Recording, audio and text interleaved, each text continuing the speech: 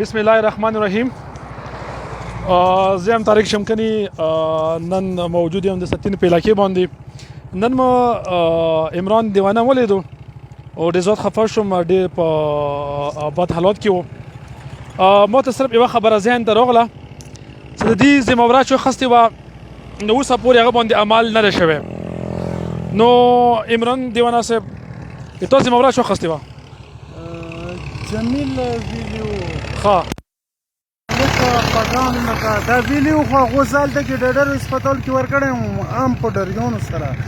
حالانکې مو دومره هارډ نشه نه وه هغه ټیم کې هغه چارس مو کول لیکن هغه باندې د مو هېڅ هغه ونه شو سپرو ګولي بېره کولی نه تکات راتلو نه څه بقایا سیل د مو کلو کړی وي ذات د مو پرچو کړی و مکمل.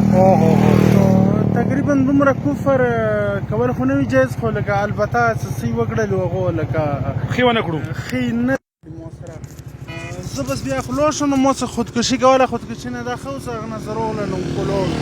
ها مطلب دا دی چې تا د علاج کومه وعده شوې وه هغه مکمله نه شوه. جی نه ده شوی اسپزول تا د علاج صوره زموره هغه چا اخیستې وه هغه لکه پټان عبدالخلیق و هغه جمیل و نور څوک و ملګرو څه کومه چنده وکړې څه وکړو هغه ټوټل غیب کړلو ختم یې کړو. نه نو جمیل استاد نه ټلیفون کړی دی نه درته بل څه هغه درې کړی دی رسپانس بیخي همداسې پرېښلی همداسې پرېښلی همداسې شاټ یې پرېښلی.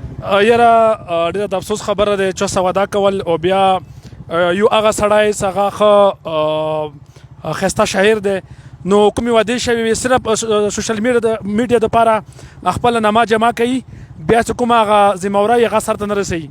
نو زه ورې خواست کوم هغو کسانو ته چې شوینګ دپاره یوه نیمه زموره یو نیم ریسپانسیبلیټي ما خلي او چې سر ته نشي رسولی نو دا اوس وګوره غریب ډېر په بد حالات و نو ما روان یم له بایک باندې اوس راغلم.